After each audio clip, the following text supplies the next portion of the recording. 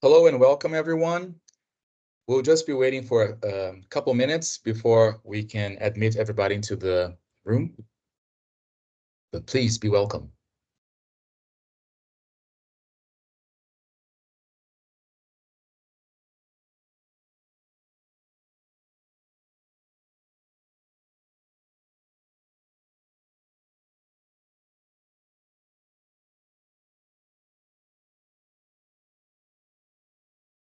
All right, hello everyone. Thanks for joining our webinar. We are very happy to have you. We're just waiting a few minutes. We still have a lot of people joining, right, Liberato? Yeah. We're very excited to have you here. Yeah.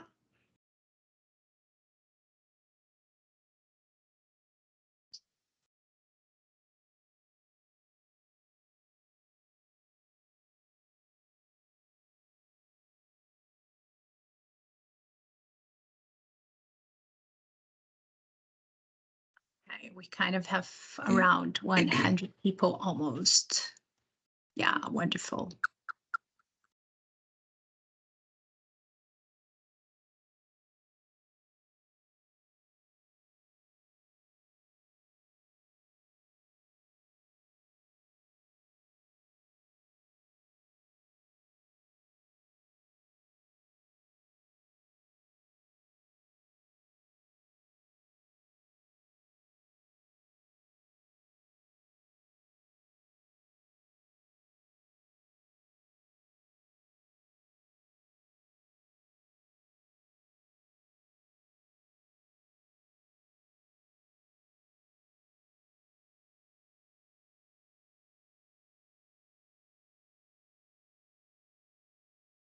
Welcome, everyone. We're just waiting for a few more people to join, and we'll get started in a minute or two.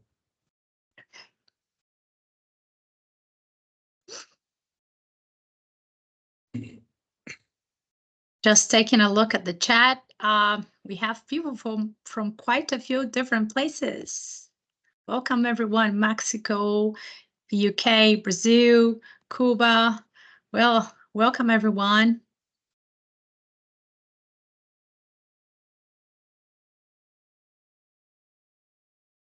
Colombia, Brazil, Alaska, Curitiba, Peru, Argentina, Long Beach, Oman, Dubai, Costa Rica, Brasilia, Cuba, Ethiopia, Mexico, Beijing, Malaysia. Wonderful. Welcome, everyone. São Paulo, Peru again, Espírito Santo, Cuernavaca, hope I had pronounced it correctly, Colombia again, Poland, Rio,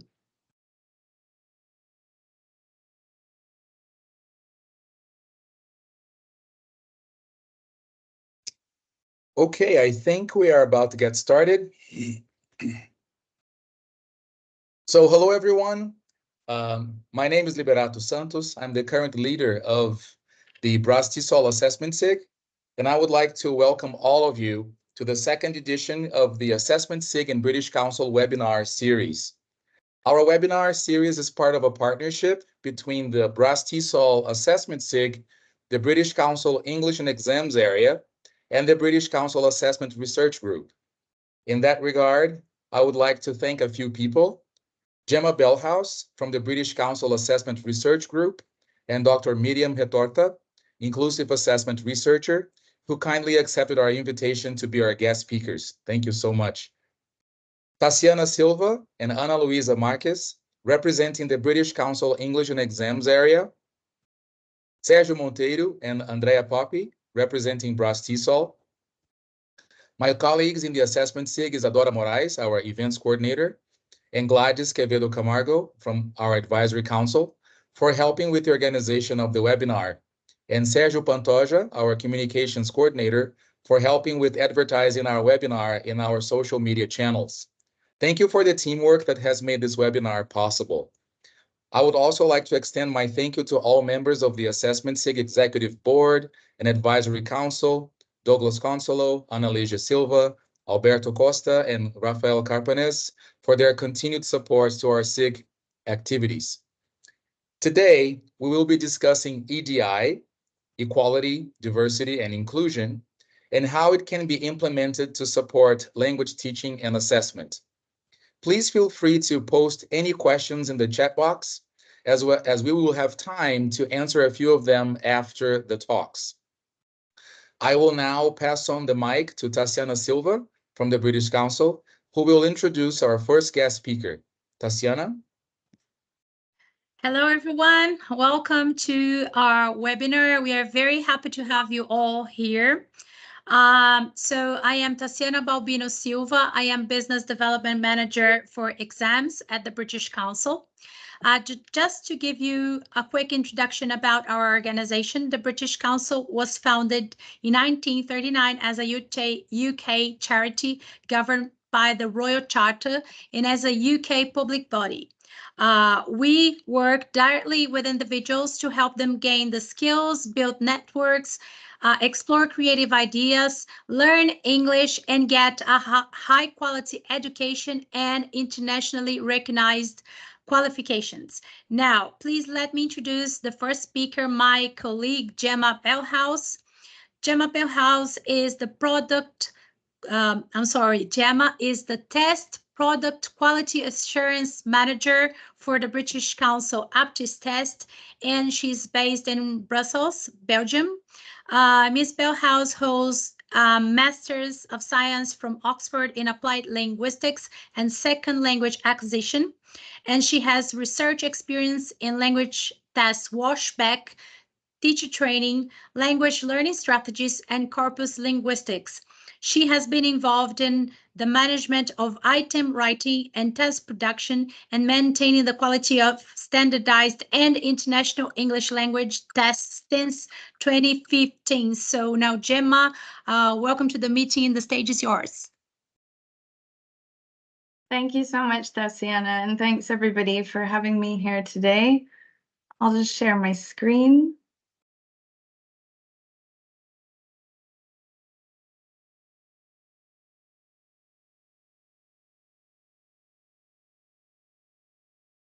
Bear with me, it's just loading.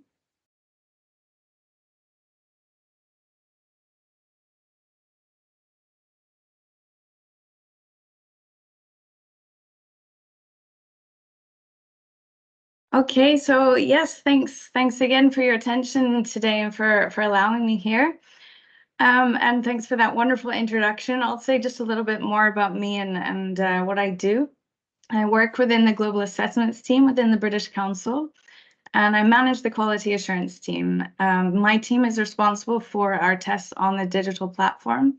We build the tests, we perform many quality control checks, we manage some aspects like test trialing, test security, and some data tracking and data analysis.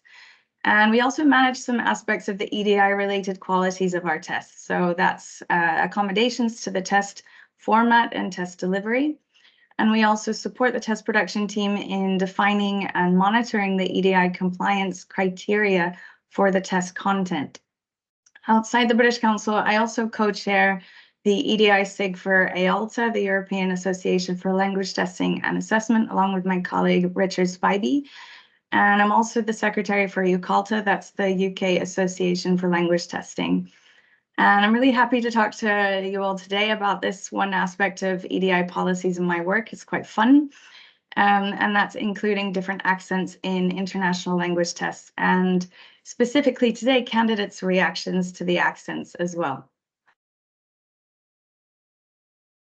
So at the British Council, our approach to EDI is to focus on the social model rather than the medical model. The social model is one of integration and inclusion and appreciating diversity rather than prescribing, excluding, and fixing a problem.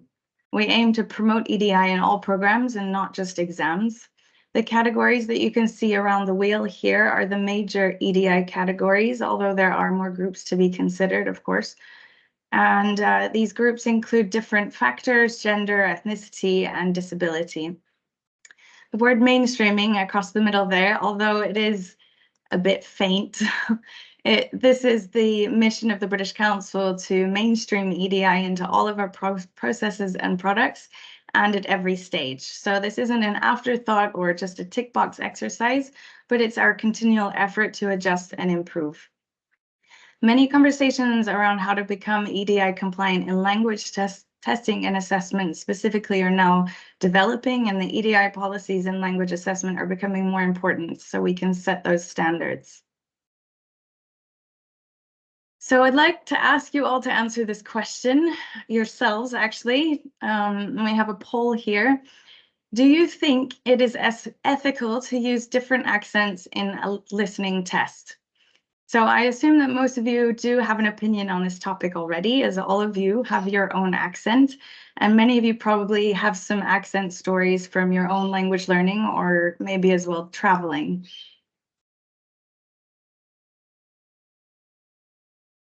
I'm wondering if that poll is coming up, Tatiana. Oh, yes, I have just launched it. I hope you all can see it. Yeah, I think it's coming up now.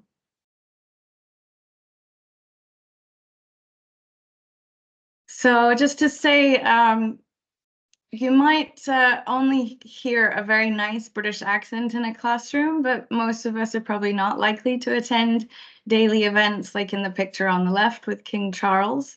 Many of us will be listening to local accents in our own contexts, or a variety of local and foreign accents in the workplace or at universities.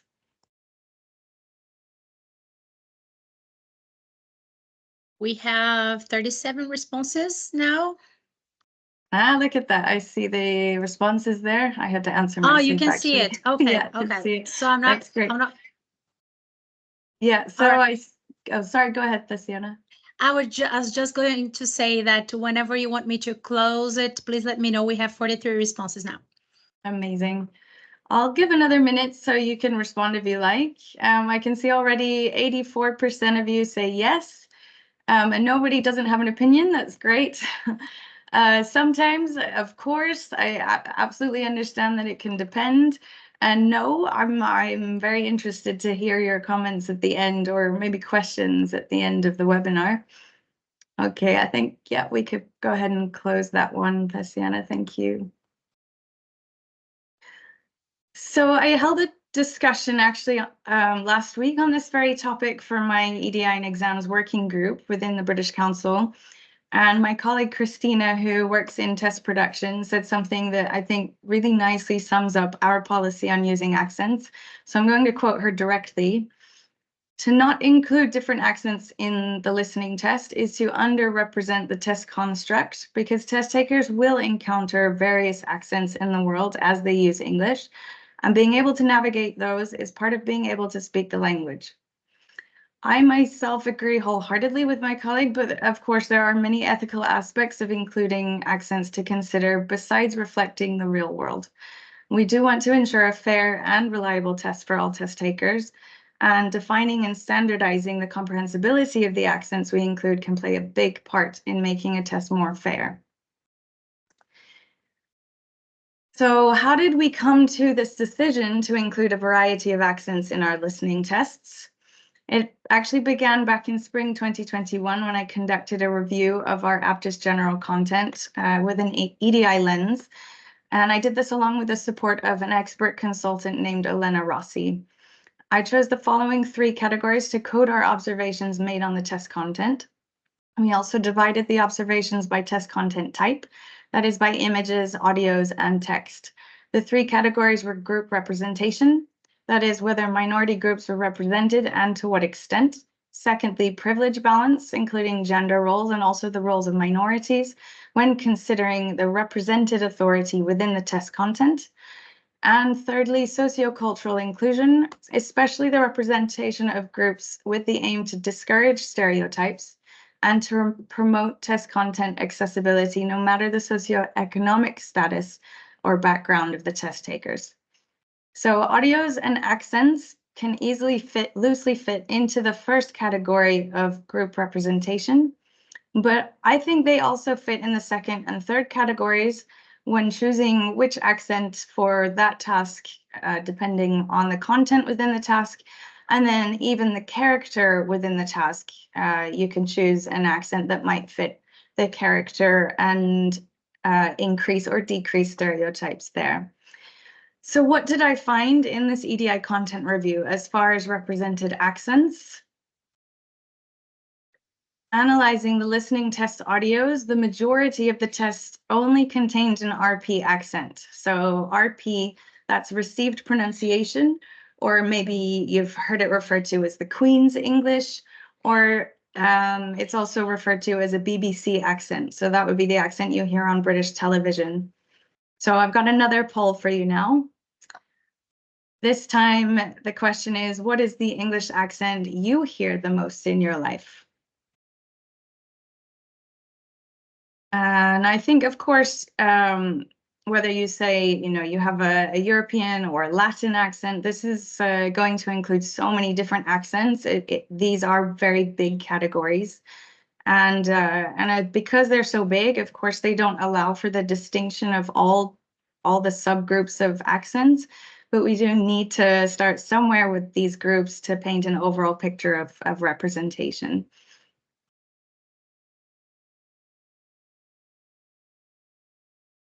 All right, we have around 40 responses by now. It's still open. Thank you, Tatiana. Okay, nice. That surprises me, actually. Well, maybe not. I guess maybe you're not speaking English with your colleagues and your friends so much, because I expected most people to be speaking with a Portuguese accent in this webinar. But then, of course, I did see the chat. We've got a lot of representation all over the world, actually. So it's nice to see. I'm surprised American English is the most popular, though. That's interesting. Oh, that's really interesting. Okay, we 59 responses. Great. Thanks, Tatiana. You can close that one. So as you can see from the data that was collected and the representation or lack of representation really in our existing audios, the existing test content for listening tests, there's easily some improvements to be made here. So after that EDI review was complete in 2021, these observations were rewritten and collated into what is now the EDI policy for test content creation and product quality review, which was formally published in late 2022. And I believe you'll be getting a link to this later in the webinar if you want to look at it closely. This is the second EDI policy that I formalized for global assessments with the support of many colleagues in my team and other teams in the British Council, including the Assessment Research Group and EDI colleagues. So the accent and audio section within the EDI policy is quite extensive, actually. It's very research-based. It was largely written by our listening research expert, Cheryl Cook, and she's within the assessment research team. She also just published a book just on comprehensibility, so she's quite the expert. This book is free online, and a link to her book as well will be shared later in the webinar. I created this table for the EDI policy, which is presented here on the slide after a workshop with Cheryl and several other listening research experts. And it shows our aim and really our ideal of accent representation in the international listening tests. Of course, at the moment now, these percentages really are just targets. We're not tracking the exact percentages achieved in our tests, although we are taking steps to be able to in future. We do expect to move towards more standardization, but we have to be flexible and really limited to practicalities such as voice actor availability. I do also want to make the point today that including more accents in a listening test is not really a move to make more profit for your test. It most likely won't, but it is an ethical question about validity, and ultimately it is about the test taker experience. If exam boards are more concerned about profit, then maybe this isn't the approach to take. It can take more time in the studio for various reasons, and hiring more voice actors obviously can be expensive. In time, though, maybe we can use AI to assist with this, although voice actors probably won't really approve. Using AI might also throw up questions about the authenticity as well of the test. A lot of the technology to do this, I think, already is available and being played with, but we do need to consider ethical and other concerns. So, the bit you've been waiting for, I think.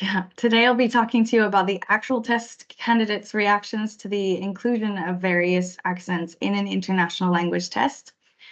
So almost 800 test candidates in Austria had the opportunity to respond to a very voluntary survey attached to a pilot test. This test targets lower level English language learners from A1 to B1, and the test was work oriented. There were 17 audios and 20 questions to answer within 28 minutes with 2 task types, which I'll show you some examples of.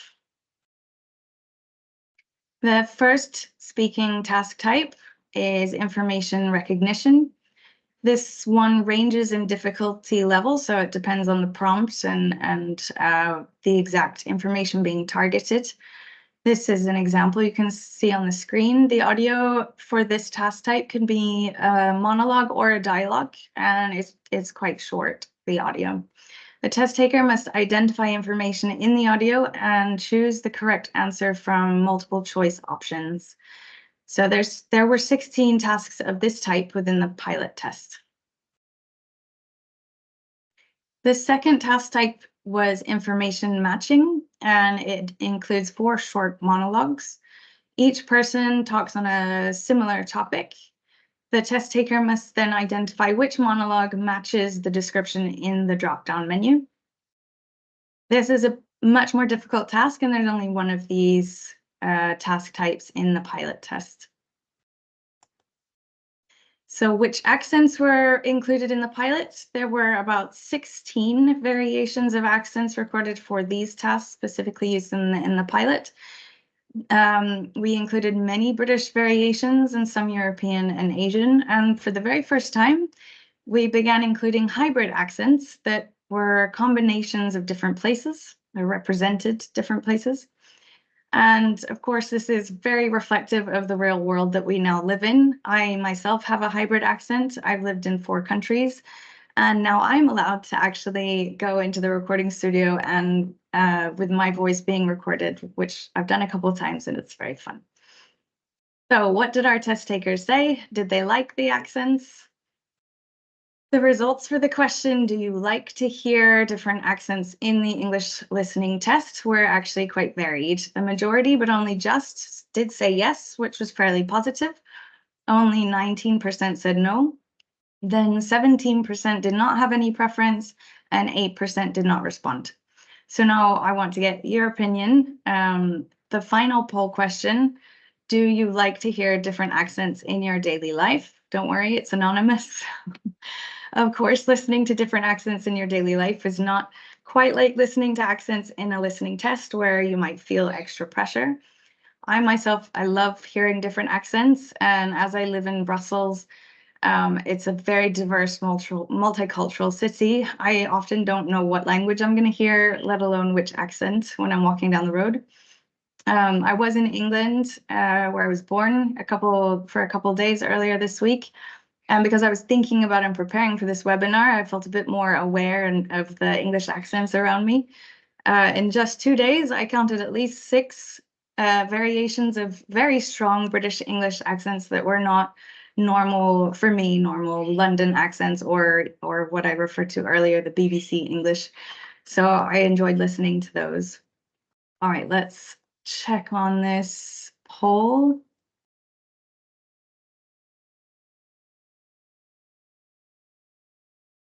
"54 responses, and most people said yes. Nice, sometimes, fair enough." Yeah, some accents also require a bit more energy, and if you're feeling a bit tired, I completely understand. Okay, thanks, Sienna. That's the last one, if you want to close it. So All beyond, right. This question, I asked for comments from the test takers, which of course sheds a lot of light on why they said yes, no, or had no opinion. And there were many positive comments. I selected a few of my favorites for you today. The accents were so clear and nicely spoken. It's really easy to understand the accents. The accents used were clearer to understand. Would like to have more English accents to have a clear image of my ability of understanding English speakers worldwide. In fact, it is better, allows me to sharpen my hearing when I converse with others from different country with thick accent. This allows candidates to understand when they go out there and start working. Reading this is very obviously satisfying and confirms the work is valid for a lot of our test takers. But then, of course, there were some less positive comments as well. Some a bit difficult to understand. Some are not familiar at all. This makes it difficult to make out what the speaker is saying. Perhaps also the managers could have foreign accents, not just employees and service staff. Very good comment. And no comment because I don't remember any accents. So what conclusions can we draw from this? Well, while the reactions were mixed, they did seem to be generally positive or even indifferent, which is an indicator that we're creating a better test experience. Many people agree it is the right thing to do as it is reflective of the real world. Of course, there are points of concern such as less reliability, increasing bias. Our internal teams have discussed comprehensibility criteria and generally agree that accents must be light and not disturb the construct being tested, but this is an area that we as test providers can better standardize and improve on for our voice actors in the recording studio and for the test production team generally. We are working on keeping track of the accents used, and we want to report on this in future, as tagging our listening tests with accent information will, which we're doing now. This will allow us to conduct more in-depth research studies involving scores to measure any potential impact. So now I just want to say thank you. That brings my presentation to a close. Thank you again to Tatiana for the invite, and a big thank you to all of you for giving your time on a Friday. Please do take note of my email address if you'd like to get in touch directly, and I'll be very happy to answer questions later during the Q&A session. Thank you so much, Gemma, for this exciting talk. If you have the time, have a look at the comments in the chat because people were going crazy over your presentation. So thank you so much again. And it is now my pleasure to introduce you to our second speaker. So just remember that we'll have time for questions after both presentations. Our second speaker is Dr. Miriam Retorta. She holds a bachelor's and a teaching degree in English language and literature from the Pontifical Catholic University of São Paulo, a master's degree in linguistics from the Federal University of Paraná, and a PhD in applied linguistics from the State University of Campinas. She also completed a postdoctoral internship at the State University of Londrina. So, Dr. Retorta, the floor is yours. Thank you so much. Let me first share. Can you allow me to share the screen, please? I have no access to share. Okay, give me a second.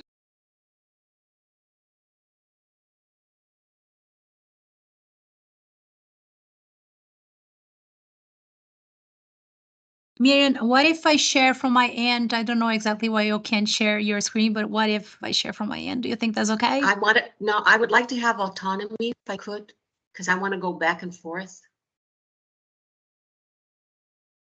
Is it possible? Yeah, well, you might have joined through a different link. I don't know. That's probably why. I don't have a command to.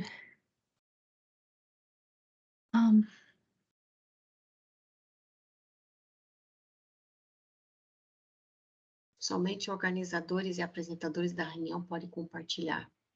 Yeah, I think that's because there were two links Okay. Okay, I'll go ahead and So share. I'm you sorry for that. share. Okay, that's okay. And I'll tell you to move on and go back, okay?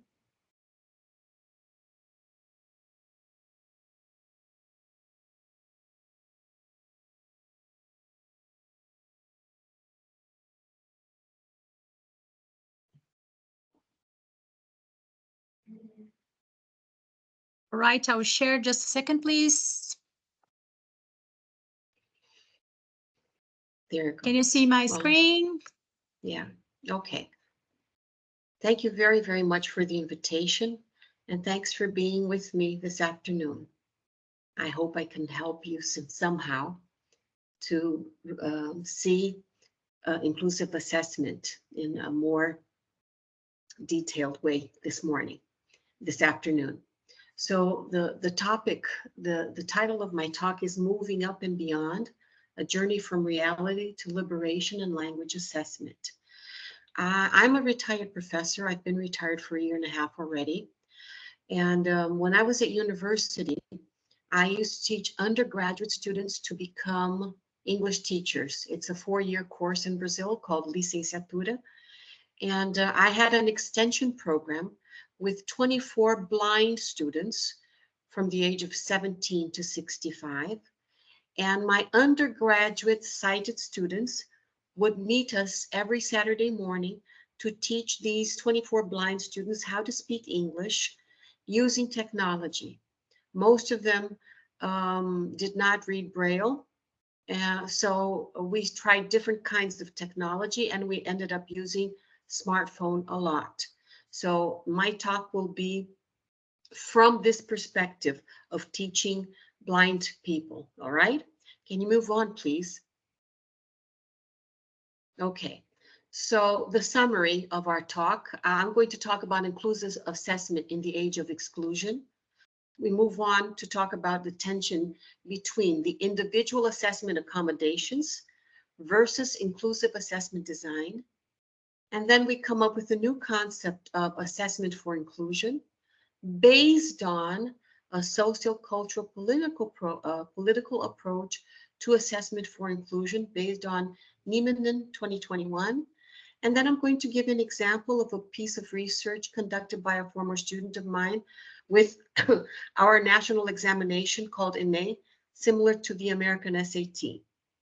Move on, please.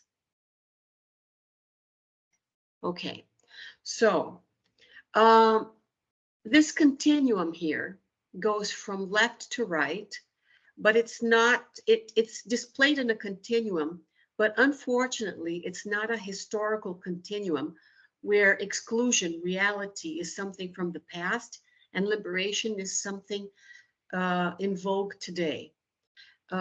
These concepts might happen anywhere, anytime, depending on the social practice we're involved in, right? There are realities in which exclusion is deeply ingrained societal norm. I'm going to give you some examples my blind students reported us, not directly related to assessment, but for you to see how exclusion still is very strong, at least in my country. My students reported that in Brazil, they cannot use ATM or any electronic banking. They always have to bring someone sighted with them and give them passwords. And a lot of them had problems with cheating. Another example, they cannot be autonomous when they take buses, trains, and subways. In my country, they need somebody sighted to be with them. They cannot use public restrooms. At university, my 18-year-old blind student walked by accident into the ladies' room, and it really caused a problem because the girls did not believe he was blind. Another example is that they cannot go to supermarkets in Brazil and be autonomous buyers. They need somebody to look for the products for them. They cannot take Uber or any ride-sharing company cars with guide dogs because most of them do not accept guide dogs because it dirties the car with dog hair. Exclusion, exclusion, exclusion. Equality, moving on to equality. Nobody is equal. I'm not equal to you. You're not equal to me. Nobody is equal to anybody. In this perspective, of course, it moves a little bit up the ladder in terms of inclusion, but it's not inclusion, it's integration. And what does integration mean? It means that the disabled or the neurodiverse person has to adapt himself or herself to a neurotypical world, a normal world. If we are equal, we have equal rights. So a neurotypical person will allow somebody disabled or neurodiverse to be part of my life or the society I belong to, and they have to change. They need to rehabilitate. They need to listen better, to see better, to walk, and so on. So here in this perspective, the person who has to adapt is the neurodiverse, is the disabled, and not the neurotypical, which is still unfair. And that's why they still can't see over the fence. In this case, there's a lot of segregation. And I'm going to give you another example. In Brazil, visually impaired people are not allowed into restaurants and bars with their guide dog. That is, they are, by law, they are.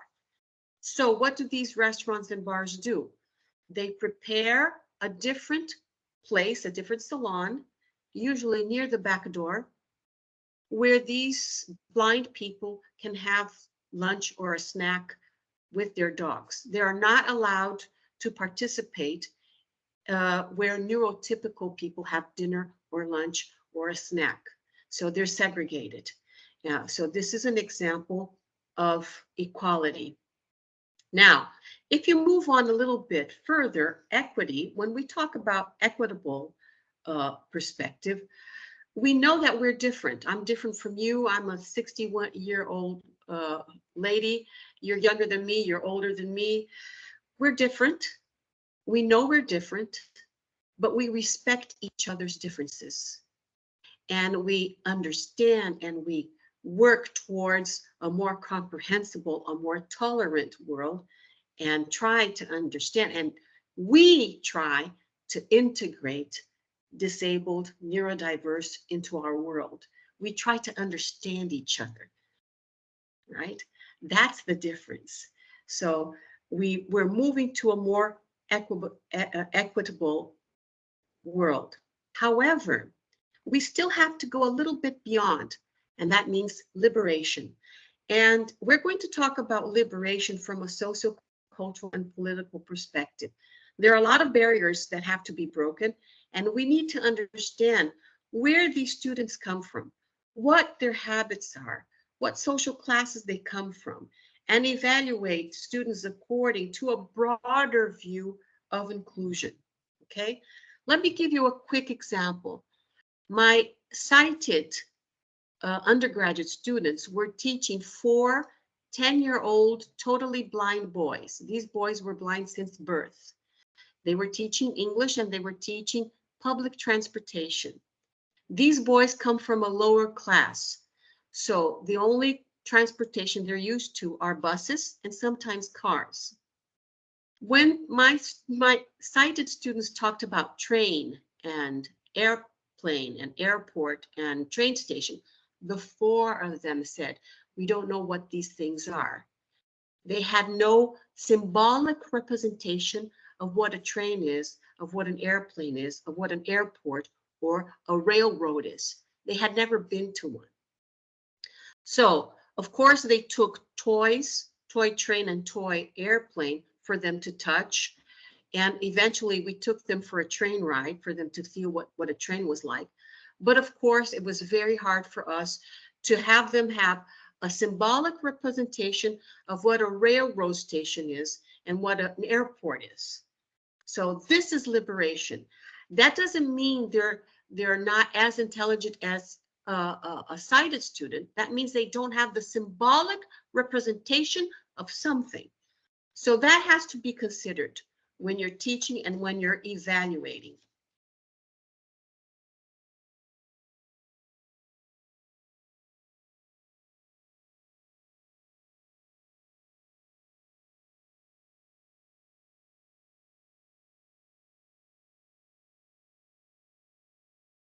Dr. Miriam, apparently you have muted yourself.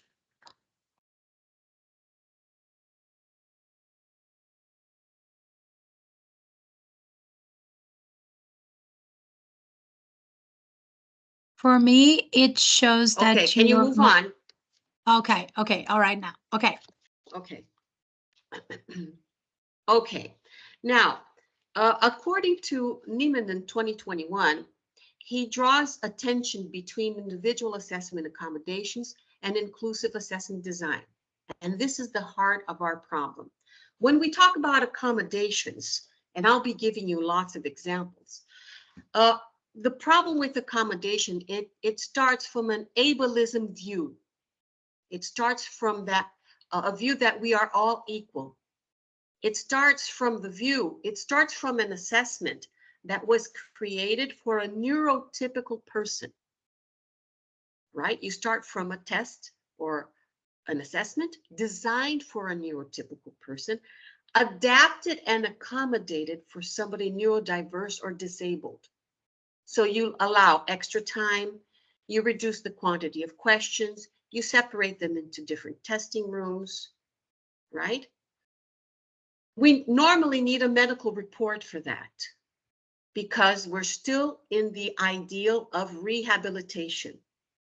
And they want to understand these students' limitations so they can adapt something that was prepared for somebody neurotypical to somebody disabled or neurodiverse.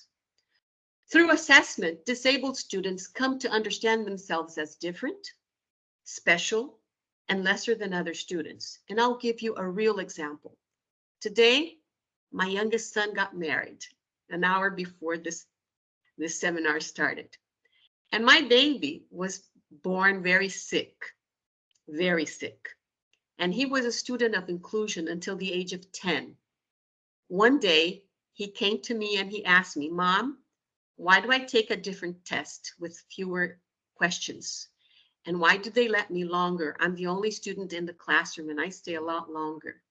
And I explained to him that he was a student of inclusion. A month later, he came to me and he says, "Mom, if you don't remove me from the inclusion program, I'm going to run away from home." So it does happen.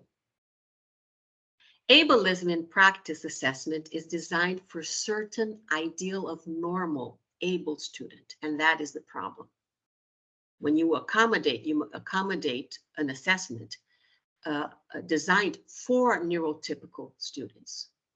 And assessment accommodations are commonly mandatory in legislation, okay?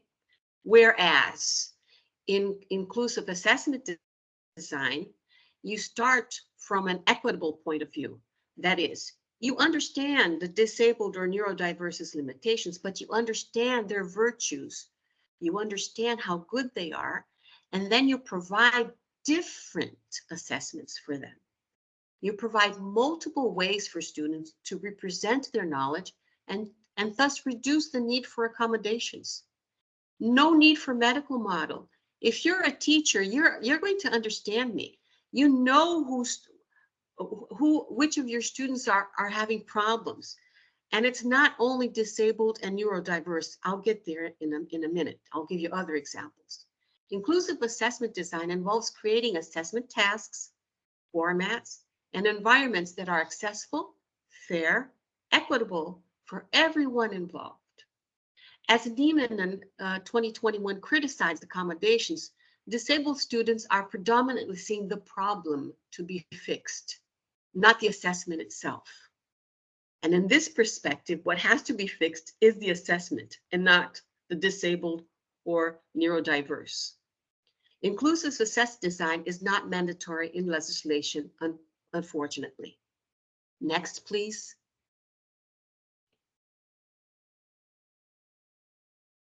So, oops, yeah. Now, a new concept, assessment for inclusion, and this is by Neiman, 2021.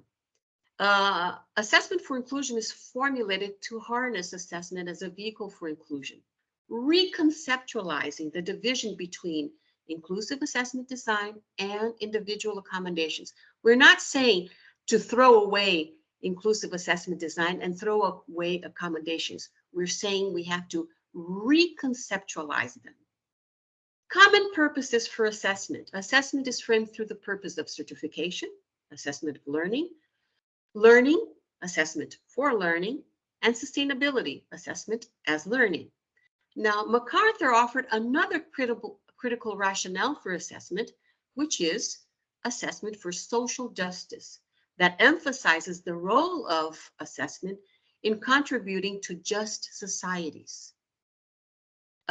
Assessment for inclusion adds a rationale of inclusion to the list of assessment purposes, reminding us that inclusion needs to be explicitly designed into assessment in order to truly consider diversity of students. And I'm going to show you examples. Could you please go to the next slide?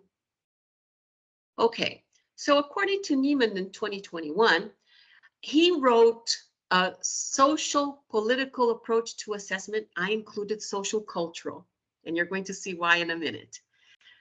So both traditional approaches to assessment, accommodations, and inclusive assessment design, they focus on finding mechanical solutions, concrete, to foster inclusion, such as how to design effective assessment accommodations, how to design inclusive and diverse assessment practices.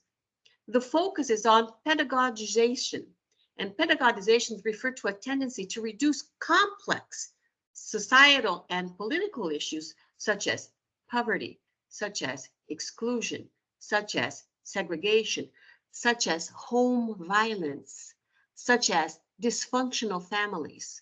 I'll come to that in a minute. Into problems that can be addressed solely through the lens of pedagogy and cognitive expertise. So this process involves stripping pedagogy of its critical dimensions and reducing it to a technical and instrumental tool for achieving predefined educational outcomes. So with the view of a social, cultural, political approach to assessment for inclusion, it involves recognizing the interconnectedness of education with broader social, cultural, economical, and political systems that and actively engage these issues of power, justice, and equity within a social and educational context. By reframing education as a site of social struggle and transformation, rather than just simply a means of transmitting knowledge and skills, we can work towards creating a more inclusive, equitable, and empowering education environment for learners. Give you examples. Next slide, please. Okay, there is a piece of research that has been conducted a long time ago. It's more than 40 years old. It was conducted in the north of Brazil, Pernambuco, and it's this piece of study is so interesting that it's still studied in Harvard today. In Portuguese, it's called Na Vida Nota 10, na Escola Zero, os contextos culturais da aprendizagem da matemática. In English, A in Life, F at School, a cultural context of math learning. The researchers, they started off studying the concept of school failure. And it's viewed as either the failure of individuals, the failure of a social class, or a social, economical, and political system that practices unfair socioeconomic selectivity. These scholars started their studies with cultural deprivation and marginalized individuals. And they observed various deficiencies among children from disadvantaged environments, including cognitive, affective, and social aspects. Children affected by cultural deprivation exhibit shortcomings in psychoneurological functions, reading and math foundations, basic concepts, cognitive abilities, and language skills. They selected 5 children and adolescents from the age of 9 to 15, whose educational level varied from 3rd to 8th grade. And all of them worked in the street markets, selling coconut, popcorn, and other products. So these children were workers as well. And of course, where they worked, they had to sell. So they used subtraction, sum, multiplication, division in their real lives. Excuse me. They were given 63 math questions. I'm sorry, 63 math questions in an informal way, as if they were selling. They simulated what they did in real life at work. And then these same students were given 99 questions in a formal school test. They were very successful in the informal test in life, but they failed the formal ones. So the conclusion is school failure is the failure of school. The schools did not understand these students. The schools did not understand their environment, their culture, and they did not change their way of teaching and evaluation to attend these students' needs. Next, please. So coming back to our continuum, hang on a minute, please. Here, just let me find my papers. So talking about liberation, assessment for liberation. It's a concept that emphasizes the transformative potential of assessment practice in promoting social justice, equity, and empowerment. I was an immigrant in the United States from the age of 4 to the age of 12. And I came from a very dysfunctional family with a very violent father who used to beat me up when I was a kid. Can you imagine how I went to school after a night that I had been beaten up by my father? Do you think I did well in my first years at school in the United States? Do you think I was approved in my assessments? It's not a question only of disabled or neurodiverse student. That's what liberation is all about. It's a question of all students. Students who have psychological problems, anxiety, depression, low self-esteem, dysfunctional family, violence at home, they do not do well in school. They fail their tests. My students, my blind students, all of them, 100% of them, suffered bullying at home, suffered violence, psychological violence at home by their siblings, by their parents, by their grandparents who did not understand them. And these symptoms, they interfere heavily on school performance. And these things are not addressed when we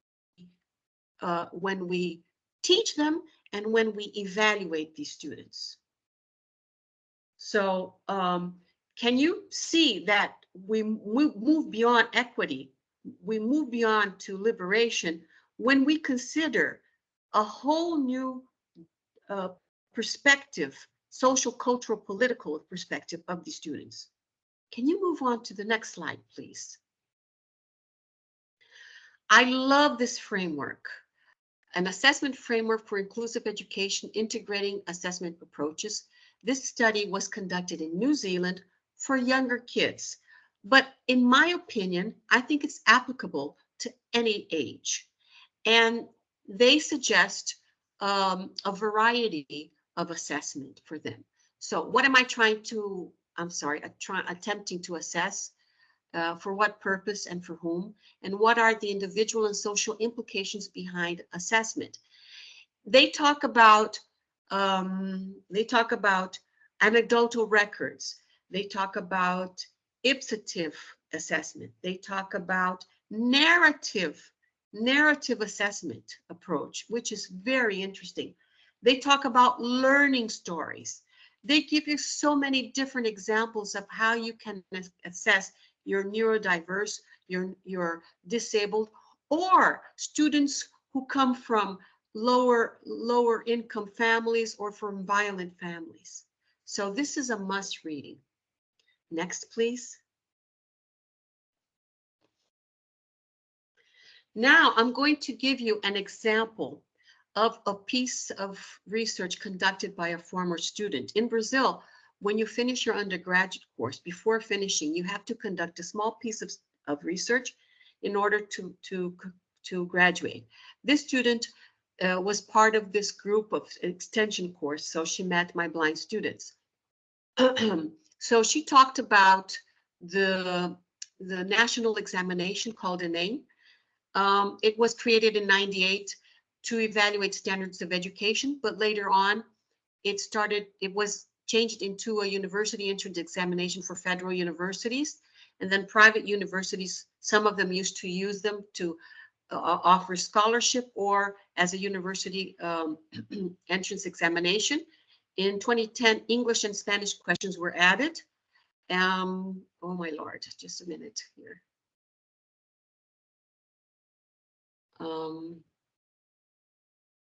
And it's a comprehensive examination where you have human science, natural science, mathematics, Portuguese, foreign languages, and an essay in Portuguese. Move on.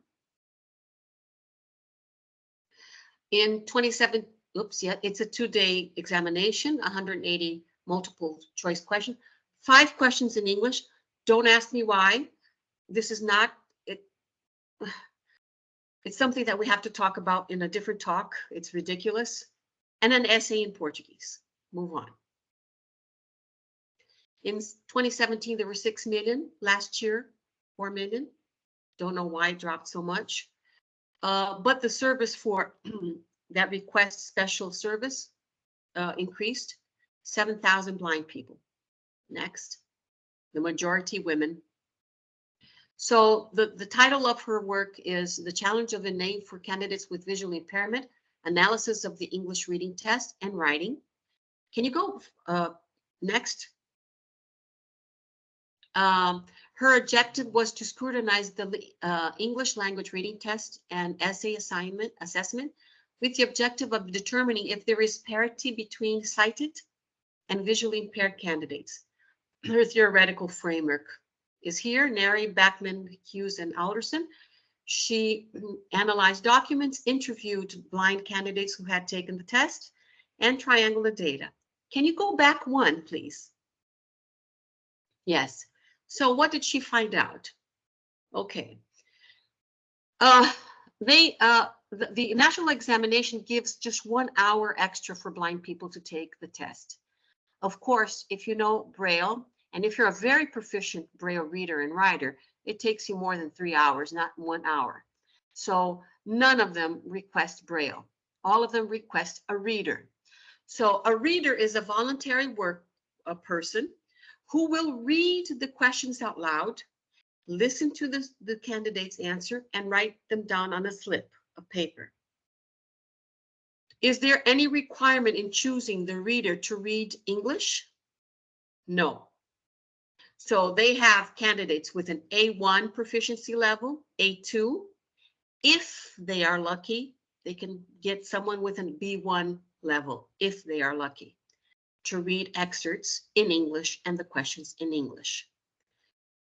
Repetition of the reading, because the blind student has to repeat, listen to it a couple of times, but there's not enough time. And I don't know if the readers feel self-conscious about his or her English. They generally do not like repeating the reading. So what did we find out? There is absolutely no construct validity in the test for blind people because it's not a reading test for blind people. It's a very badly conducted listening comprehension test. Very badly conducted listening comprehension test. And mind you, in Brazil, listening and speaking are not taught in public and private schools. So, sighted students have a reading test. Blind students have a very malformed, mal-developed listening comprehension test. So there's no construct validity. And worse, the writing test in Portuguese, the blind student has to dictate the assignment. And of course, in Portuguese, we have problems with spelling with double S, SC, cedilha, Z. And most readers stop to the candidate, ask them to spell the words. Some of them ask to spell many words. So the blind candidates spend more time spelling than dictating the composition to the reader.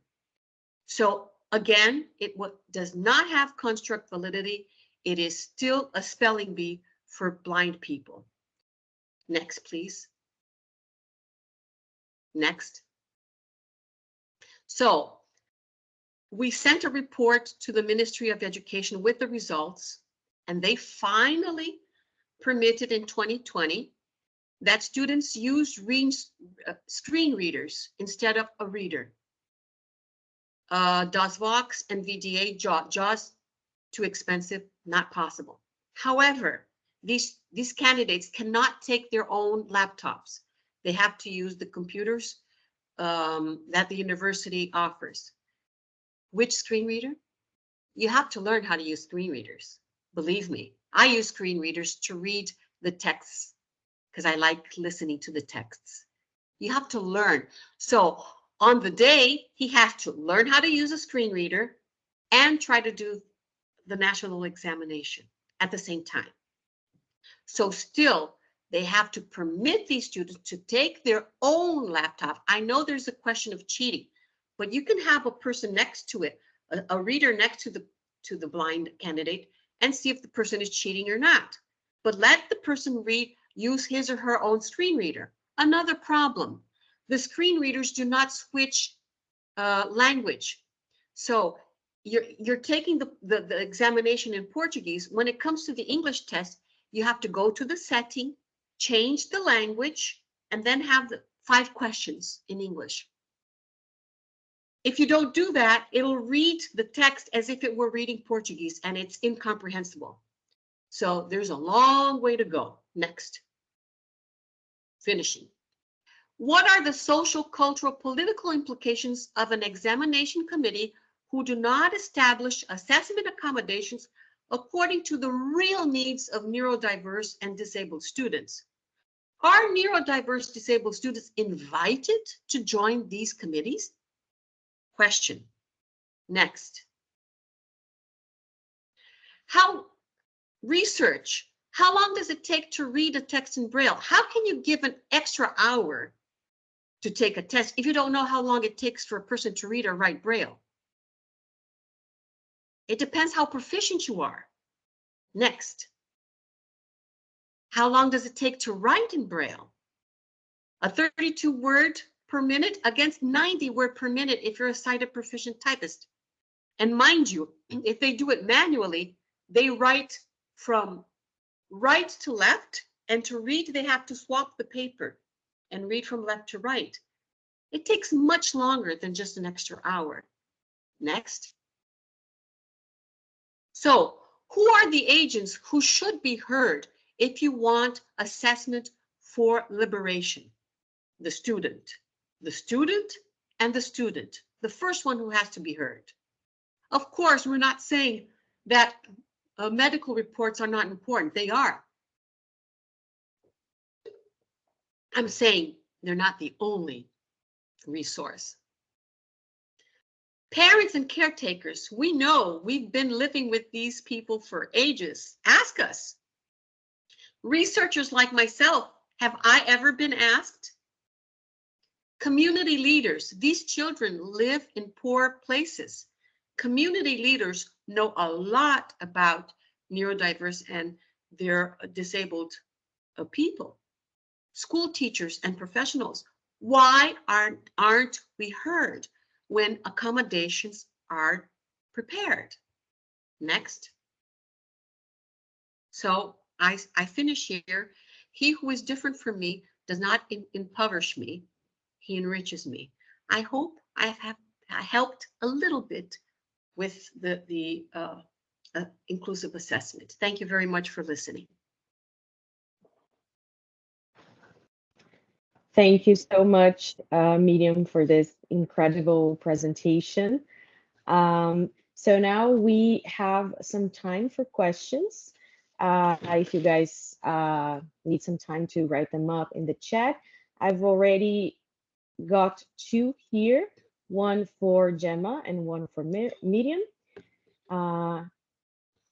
Let me see. There you go. Now I can see Gemma.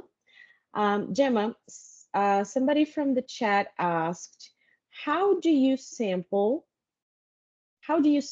from the number of available accents, including hybrid ones, to be able to generalize from test results? I'm going to paste it again if you need to read it. Thanks. I'll be very, very honest and blunt about this. How we get the accents and the voice actors in the recording studio is very much down to availability. So we have a tight schedule. We need to do a couple of days of recording. We have a lot of tasks to record. So the voice actors who are available, we get as many as possible into the rooms and we see what accents they can do. London is fantastic for this, however. There are so many different backgrounds, different people, different type actors coming from everywhere. So generally, they've got a couple of accents under their belt. We're very strict about not having any accents that are trained. So we do not want fake accents. We definitely want accents from experience, from it can be their parents growing up in a home. You know, it doesn't necessarily mean they have to have lived in a country, but it needs to feel quite natural for them and not something they learned at a drama school, for example. So it is slightly random in that way. It would be nice to control it a bit more into the percentages I showed you. I did say, you know, this isn't ideal. This is something we're working towards, and we do aim to have a good variation. But of course, there will always be practicalities and limitations to this. Thank you, Gemma. Before I move on to a question to Miriam, there's another one to you. Please talk a bit more about the use of English as a lingua franca in tests. What have you been noticing? I think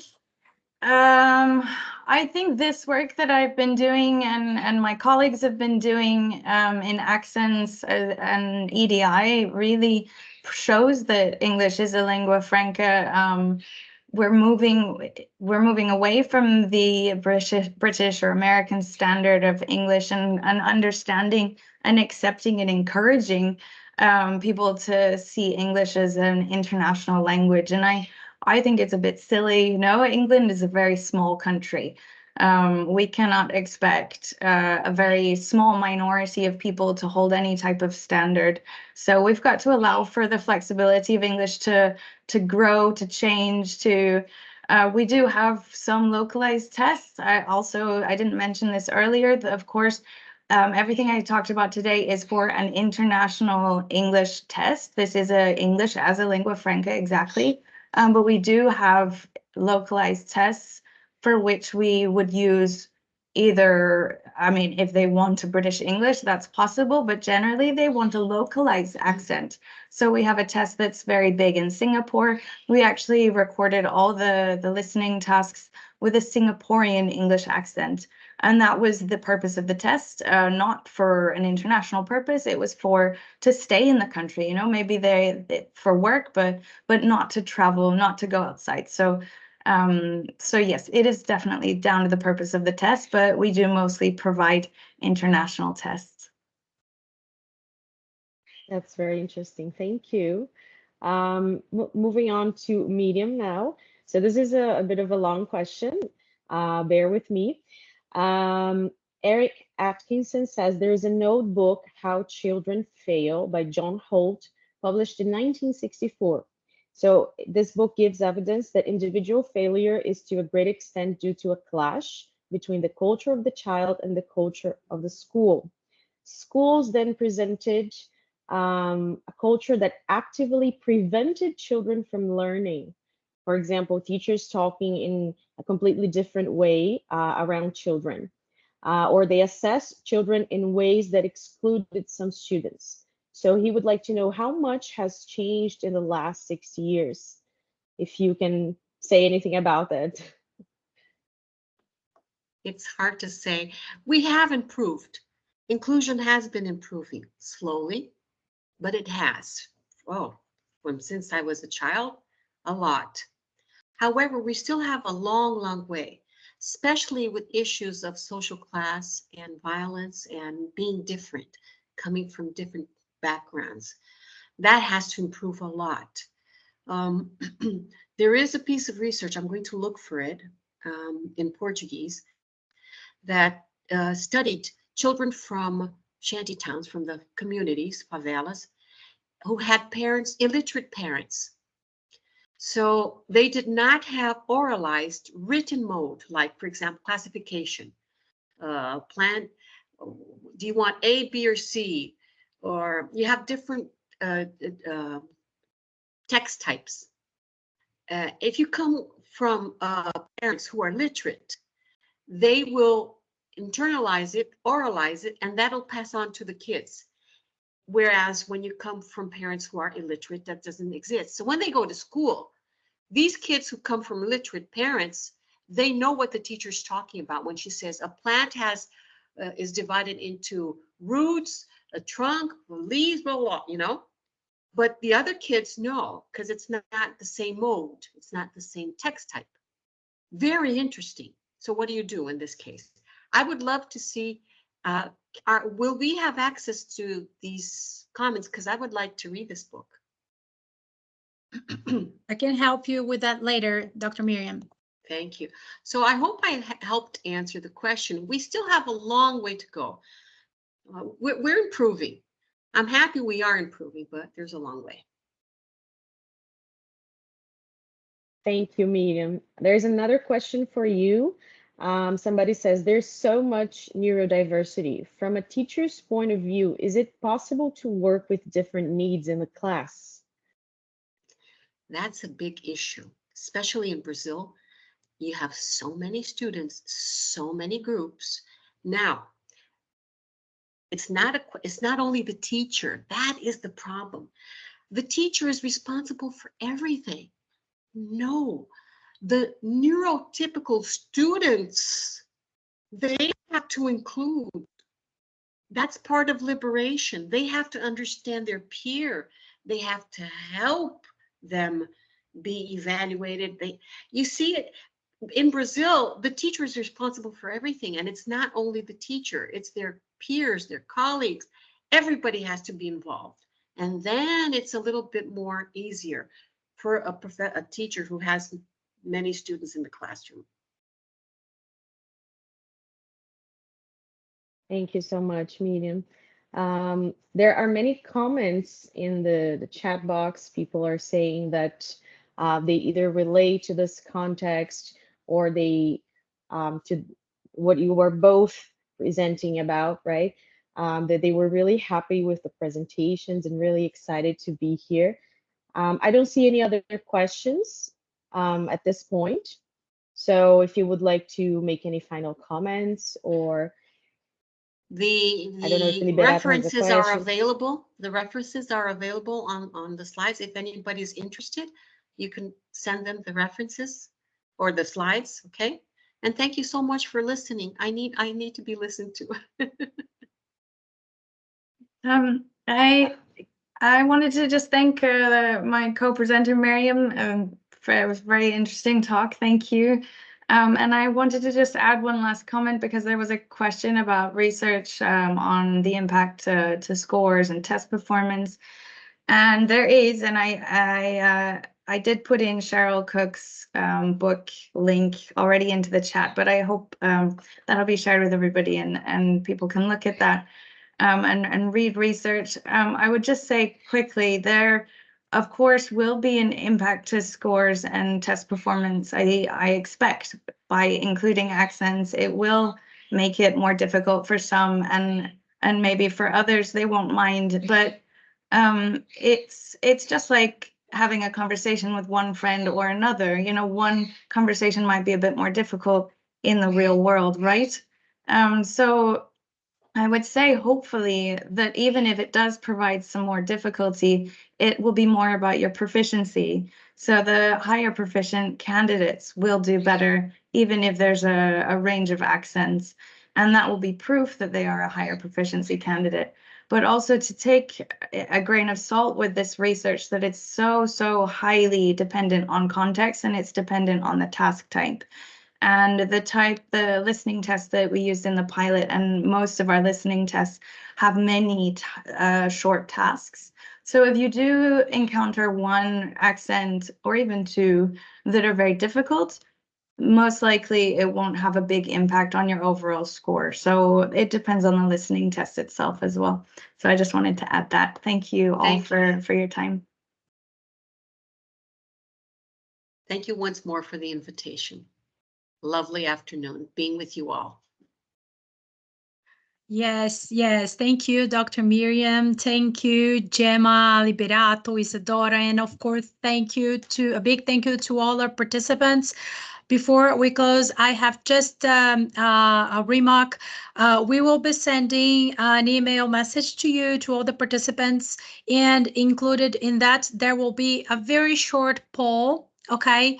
Just for you to give, a little bit of direction to the possibility of next webinars, because I see many people were putting in the chat box that they would like to have other webinars, that they would like to go deeper into a few issues, a few topics. So please check your inbox. We will be sending that to you, and we will also be sending you a quick online form for you to say if you're interested in an attendance certificate, because this may be useful. Yes. Now, Isadora, do you have any comments? Or Liberato, do you have any comments?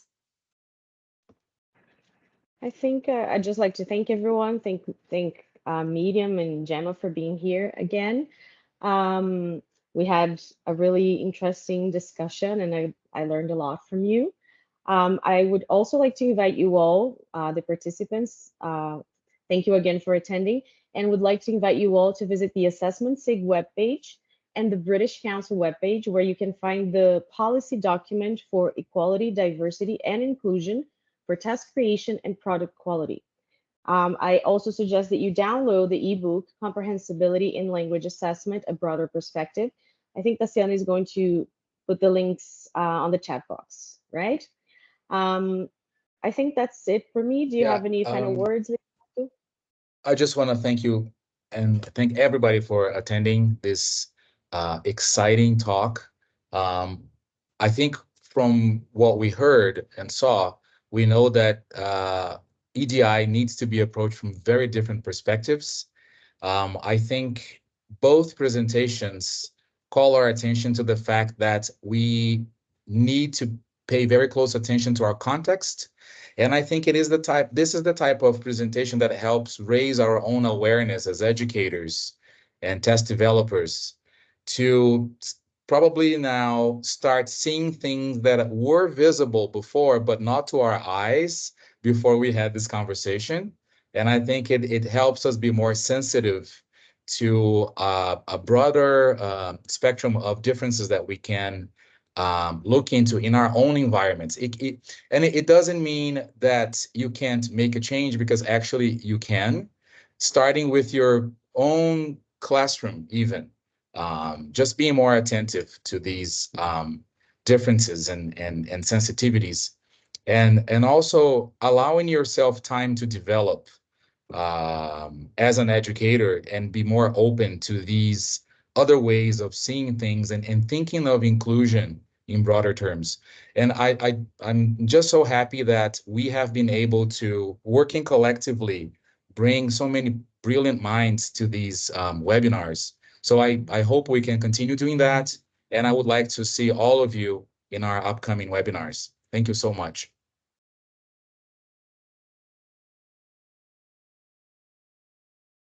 All right, All right, I everyone. think So that's a wrap. yeah. Okay, go ahead, Isa. Sorry. Go ahead. Okay. Yeah, I think we can close the session now. So thank you again, everyone, for being here. It was a pleasure, and see you next time.